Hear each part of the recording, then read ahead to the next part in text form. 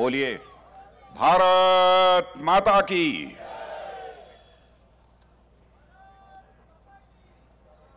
भारत सरकार के मिनिस्टर और सिकंदराबाद क्षेत्र से कैंडिडेट श्रीमान जी किशन जी रेड्डी और आपके बगल के पार्लियामेंट्री क्षेत्र मलकानगिरी के कैंडिडेट श्रीमान इटाला राजेंद्र गारू और हमारे मेंबर ऑफ पार्लियामेंट राज्यसभा के सदस्य और बीजेपी ओबीसी मोर्चा के प्रेसिडेंट श्रीमान लक्ष्मण जी गारू, श्री चिंतला रामचंद्र रेड्डी गारू, श्री वेंकटेश्वर गारू, सुश्री श्रुति गारू, वी चंद्रशेखर गारू, श्री राजशेखर रेड्डी गारू, श्री शशिधर रेड्डी गारू, श्री कृष्णा यादव गारू, श्री महेश्वर रेड्डी गारू, श्री राकेश रेड्डी गारू, श्री श्याम सुंदर गारू, डिस्ट्रिक्ट प्रेसिडेंट, और यहां मौजूद मेरे सभी सम्मानित बहनों एवं भाइयों। मेरे बहनों भाइयों, आज आपके बीच में आया हूं तो जी किशन रेड्डी को अपनी हार्दिक शुभकामनाएं देने के लिए आप सभी के बीच में आया। जब मैं युवा मोर्चे का राष्ट्रीय अध्यक्ष था तो हमारी उस टीम में हमारे जी किशन रेड्डी मंत्री के रूप में भूमिका निभा रहे थे और बहुत ही प्रभावी भूमिका निभा रहे थे। भारत सरकार में मंत्री रहते हुए जिस तरीके से जी किशन रेड्डी ने अपनी जिम्मेदारी को निभाया है उससे आप सभी अच्छी तरह परिचित हैं। यहां का मेंबर ऑफ पार्लियामेंट होते हुए अपनी पार्लियामेंट्री कॉन्स्टिट्यूएंसी का डेवलपमेंट कैसे हो सकता है, जिस हद तक जाकर इन्होंने जी किशन रेड्डी गारू ने किया है उसकी जितनी भी सराहना की जाए उसके लिए मैं इन्हें आप सबकी तरफ से भी अपनी तरफ से हार्दिक बधाई देता हूं। जी किशन रेड्डी का यह कैरेक्टर है कि आपने देखा होगा लंबे समय तक पॉलिटिकल लाइफ में रहने के बावजूद इनका कोई पॉलिटिकल अपोनेंट, कोई विरोधी क्यों न हो, हमारे जी किशन रेड्डी के ऊपर उंगली उठाकर नहीं कह सकता कि एक भी करप्शन का कोई चार्ज हो। मेरे बहनों भाइयों, भारतीय जनता पार्टी का जहां तक प्रश्न है, हम राजनीति केवल गवर्नमेंट बनाने के लिए नहीं करते हैं, हम राजनीति यदि करते हैं तो नेशन बिल्डिंग के लिए राजनीति करने वाले हम सब सारे लोग हैं। और जहां तक तेलंगाना का प्रश्न है, मैं जानता हूं यह गेटवे ऑफ साउथ इंडिया है। तेलंगाना राज्य जो बना है इसका श्रेय केवल बीआरएस को नहीं है। मैं जानता हूं सैकड़ों लोगों ने तेलंगाना राज्य बनाने के लिए अपना बलिदान दिया है, अपने प्राणों को न्यौछावर किया है। उसके बाद यहां पर बीआरएस की गवर्नमेंट बनी है और बीआरएस ने जिस तरीके से उस गवर्नमेंट ने करप्शन को बढ़ावा दिया है, जनता की गाढ़ी कमाई को लूटा है। बहनों भाइयों, जिन लोगों ने तेलंगाना राज्य बनाने के लिए बलिदान दिया है उनकी आत्मा उन्हें कभी माफ नहीं करेगी। क्या कारण है? कांग्रेस हो, भारतीय ये बीआरएस हो, ये लोग जब गवर्नमेंट बनाते हैं इन लोगों के ऊपर करप्शन के चार्जेज लग जाते हैं। कांग्रेस के बारे में भी आपने देखा होगा, जब जब सेंटर में कांग्रेस की गवर्नमेंट बनी है उन लोगों के ऊपर करप्शन के सीरियस चार्जेज लगे, यहां तक कि उनके मिनिस्टर्स को भी जेल की हवा खानी पड़ी है। लेकिन चाहे हमारे आदरणीय अटल बिहारी वाजपेयी जी की सरकार रही हो, चाहे आज मोदी जी की सरकार है, भारत नहीं कोई दुनिया का कोई भी व्यक्ति उंगली उठाकर नहीं कह सकता कि हमारी बीजेपी लेड गवर्नमेंट के ऊपर एक भी करप्शन का चार्ज हो। गवर्नमेंट कैसे चलाई जाती है, गवर्नमेंट कैसे चलाई जाती है, इसकी कला यदि किसी को आती है तो भारतीय जनता पार्टी को आती है। बहनों भाइयों, हमारे मोदी जी के नेतृत्व में हमारा देश कितनी तेजी के साथ आगे बढ़ रहा है। भारत का स्टेचर, भारत का कद सारी दुनिया में बढ़ा है। पहले इंटरनेशनल फोरम पर भारत कुछ बोलता था तो भारत की बातों को जिस गंभीरता पूर्वक लिया जाना चाहिए नहीं लिया जाता था, लेकिन आज इंटरनेशनल फोरम पर भारत कुछ बोलता है, दुनिया कान खोलकर सुनती है कि भारत बोल क्या रहा है। यह भारत की हैसियत सारी दुनिया में बनी है। इतना ही नहीं, इकोनॉमी, अर्थव्यवस्था के आकार के मामले में 2014 में हमारा भारत दुनिया के देशों में 11वें स्थान पर खड़ा था, लेकिन हमारे प्रधानमंत्री मोदी जी ने वह करिश्मा कर दिखाया बहनों भाइयों कि हमारा भारत केवल 7 वर्षों में जो दुनिया में 11वें स्थान पर खड़ा था इकोनॉमी की साइज के मामले में, वह जंप लेकर 5वें स्थान पर आ गया।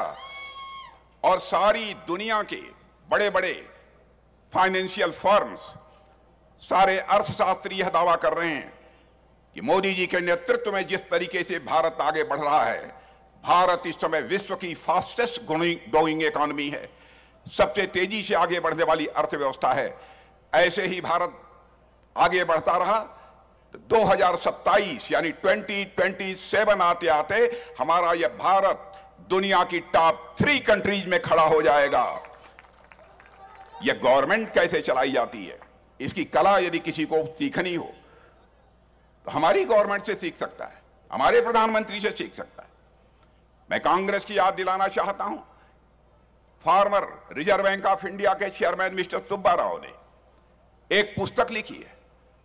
उन्होंने लिखा है कि कांग्रेस की गवर्नमेंट में इकॉनमी की हालत जैसी थी वैसी थी, लेकिन उनकी इकॉनमी, उनकी अर्थव्यवस्था ठीक तरीके से आगे बढ़ रही है। एक रोजी पिक्चर, एक गुलाबी पिक्चर उसकी पेश करने के लिए बराबर उनके ऊपर दबाव डाला जाता था। बहनों भाइयों, झूठ बोलकर जनता को गुमराह करके सरकार नहीं चलाई जा सकती।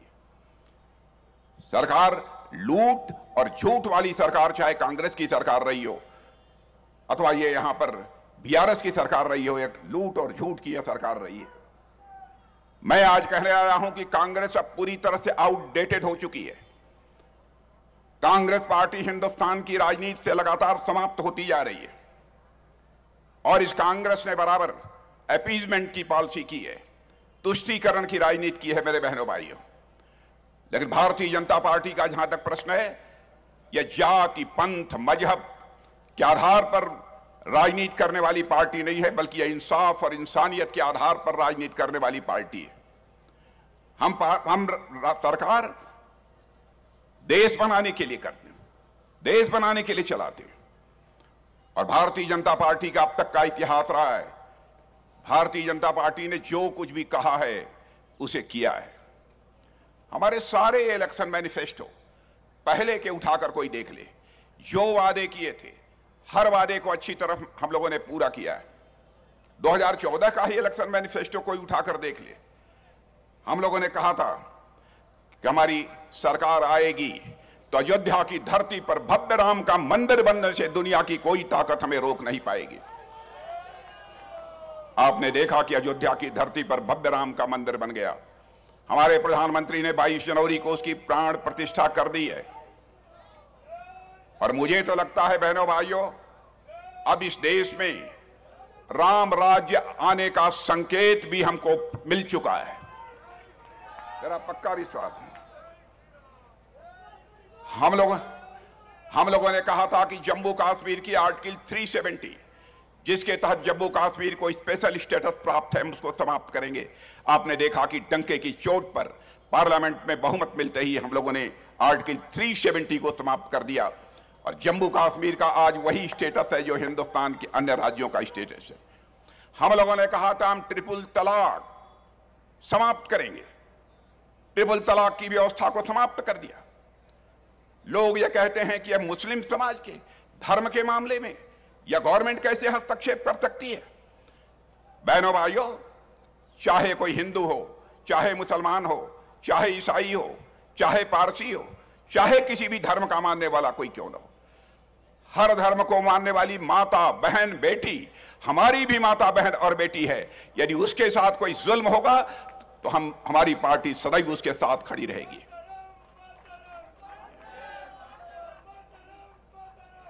हम केवल सरकार बनाने की बार बार चिंता नहीं करते। हम लोगों ने नागरिकता का कानून, सिटीजनशिप अमेंडमेंट एक्ट, सीसीए पास किया। गलतफहमी पैदा करने की कोशिश की जा रही है माइनॉरिटी में कि उनकी सिटीजनशिप समाप्त हो जाएगी। मैं कहना चाहता हूं, किसी की भी नागरिकता इस नागरिकता कानून के कारण नहीं जाने वाली है मेरे बहनों भाइयों। और आगे की भी बात मैं कह देता हूं, इस बार इलेक्शन मैनिफेस्टो में हम लोगों ने घोषणा किया है, हम आएंगे तो यूनिफॉर्म सिविल कोड लाएंगे, यूनिफॉर्म सिविल कोड लाएंगे, समान नागरिक संहिता हम लाएंगे। दुनिया के अधिकांश जो प्रोग्रेसिव इस्लामिक स्टेट हैं, उन प्रोग्रेसिव इस्लामिक स्टेट में बहनों भाइयों यूनिफॉर्म सिविल कोड है। हमारे यहां क्यों नहीं होना चाहिए? लेकिन इसको भी लेकर हम लोगों के ऊपर कम्युनलिज्म का आरोप इन लोगों के द्वारा लगाने की कोशिश की जा रही है। भारतीय जनता पार्टी हिंदुस्तान की अकेली राजनीतिक पार्टी है जो कहती है वह करती है। हमारे वर्ड्स और हमारे डीड्स में कभी कोई अंतर नहीं रहा है। बीआरएस और कांग्रेस के लोगों ने भारत की राजनीति में क्राइसिस ऑफ क्रेडिबिलिटी, एक विश्वास का संकट पैदा किया। उस क्राइसिस ऑफ क्रेडिबिलिटी, उस विश्वास के संकट को चैलेंज के रूप में किसी ने स्वीकार किया है तो भारतीय जनता पार्टी ने स्वीकार किया है। हमारा कैरेक्टर है। आज भारत और भारत के प्राइम मिनिस्टर मोदी जी का स्टेचर, कद कोई देखे तो रशिया और यूक्रेन के बीच युद्ध चल रहा था। बहनों भाइयों, भारत के हजारों बच्चे यूक्रेन में पढ़ रहे थे। लगातार रूस की तरफ से भी मिसाइल, बम, तोप, गोले चल रहे थे। यूक्रेन की तरफ से भी चल रहे थे। उनके फादर मदर जो भारत में रहते थे, उनको यह चिंता सताने लगी, कहीं हमारे बच्चे जो वहां पर यूक्रेन में पढ़ रहे हैं उनकी जान को कोई खतरा ना हो जाए। उनका डेलीगेशन हमारे प्रधानमंत्री जी से मिला और यह कहा, मोदी जी चाहे जैसे भी हो यूक्रेन से हमारे बच्चों को बाहर निकालिए। हमारे प्रधानमंत्री ने झटपट रूस के राष्ट्रपति मिस्टर पुतिन से बात की और यूक्रेन के राष्ट्रपति मिस्टर जेलेंस्की से बात की। और बहनों भाइयों, हम सबके लिए यह गौरवान्वित होने की बात है, 4.5 घंटे के लिए वार रुक गया और हमारे मोर देन 22,000 स्टूडेंट्स वहां से बाहर हो गए।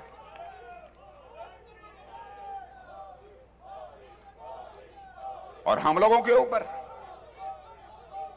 रिलीजन के आधार पर भेदभाव, रिलीजन के आधार पर डिस्क्रिमिनेशन का आरोप यह लगाया जाता है। मैं बतलाना चाहता हूं आरोप लगाने वालों को, अरब के 5 देशों ने, सारी इस्लामिक कंट्री हैं, अपने यहां के सर्वोच्च सम्मान, सबसे बड़े सम्मान से यदि किसी को सम्मानित किया है तो भारत के प्रधानमंत्री मोदी जी को किया है। मेरे बहनों भाई,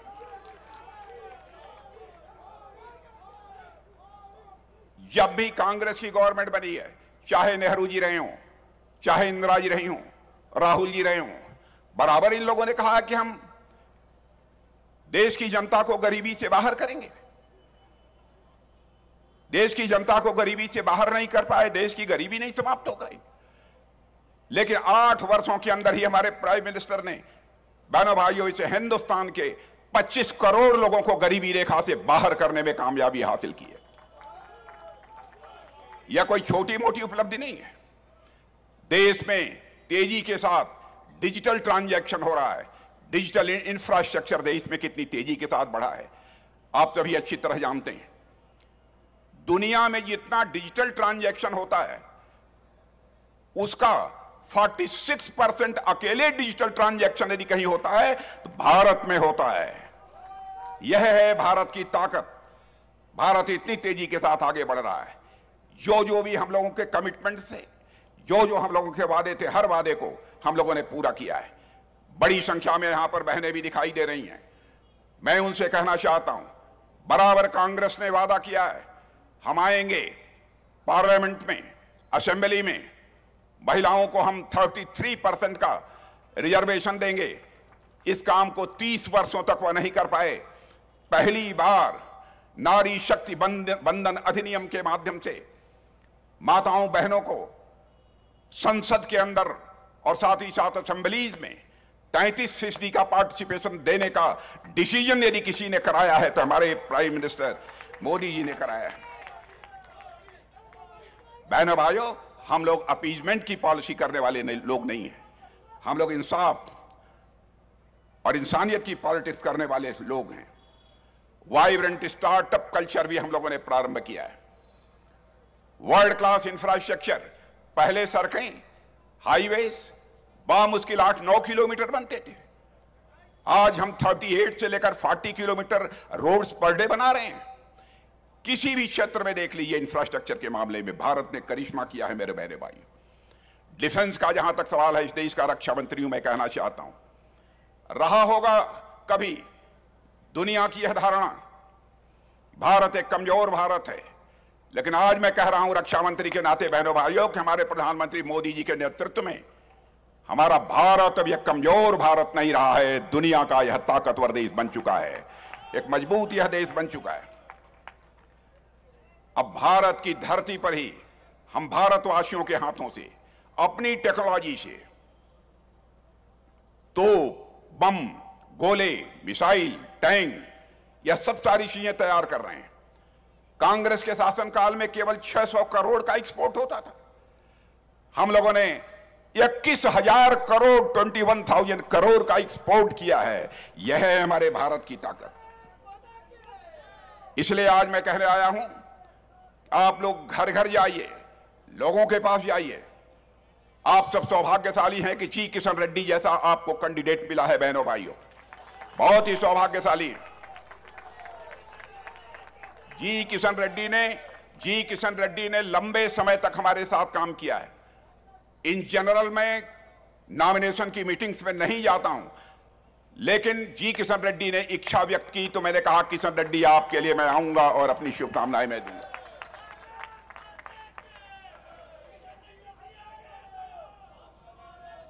और बहनों भाइयों, मैंने कैबिनेट के अंदर भी देखा है, चाहे कोई सब्जेक्ट हो, उस सब्जेक्ट पर अपना विचार, अपने थॉट्स शेयर करने का काम कोई करता है तो आपका member of parliament Kishan Reddy करता है मेरे बहनों। इसलिए मैं कहना चाहता हूं कि अब तक जितने वोट से आपने हमारे जी किशन रेड्डी को विजय दिलाई है बहनों भाइयों, उससे कम से कम 3 गुना मतों से हमारे जी किशन रेड्डी को चुनकर आप पार्लियामेंट में भेजिए, अपील करने आया हूं। और ध्यान रखिएगा, आपके बगल की पार्लियामेंट्री कॉन्स्टिट्यूंसी है मलकानगिरी। इटेला राजेंद्रन जी हमारे कैंडिडेट हैं। आप जानते हैं हमारे इटेला राजेंद्रन जी को, एक अच्छे ओरेटर हैं और इस यहां पर तेलंगाना में फाइनेंस मिनिस्टर के रूप में बहुत ही इफेक्टिव रोल प्ले किया। लेकिन जब उन्होंने देखा कि तेलंगाना गवर्नमेंट पूरी तरह से करप्शन में डूबी हुई है, तो हमारे इटेला राजेंद्र ने बीआरएस गवर्नमेंट को ठोकर मार दिया, उसको त्याग पत्र देकर भारतीय जनता पार्टी की सदस्यता स्वीकार की है। इसलिए मैं आप सबसे यही अपील करने आया हूं कि हमारे जी किशन रेड्डी जी को और इटेला राजेंद्रन जी को भारी मतों से विजय दिलाकर आप पार्लियामेंट में भेजिए।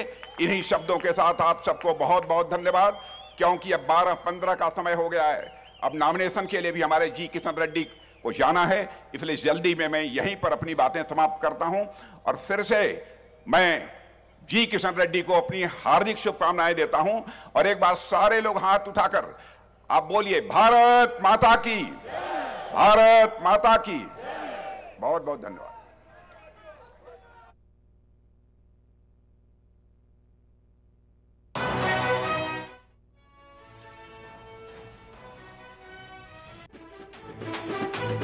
భారతీయ జనతా పార్టీ పరిగిసి కదులుతుంది తెలంగాణ రాష్ట్రంలో అధికారం ఇవ్వమంది, ఒక్కసారి గెలిపించి మీ భవితను మార్చుకోండి।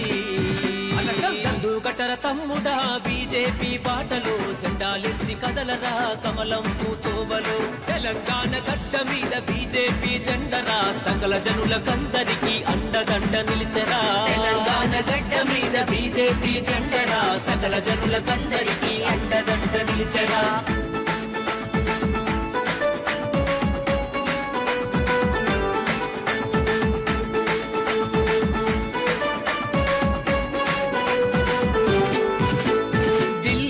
కాంగ్రెస్ కుటుంబ పాలన దుంచి తెలంగాణలో కల్వకుంట్ల కుటుంబాన్ని గద్దెదించ నరేంద్రుడు నాయకుడై ఏలుతున్న దేశము మోడీజీ పాలనలో మనకు రామరాజ్యము అవినీతి లేని స్వచ్ఛమైన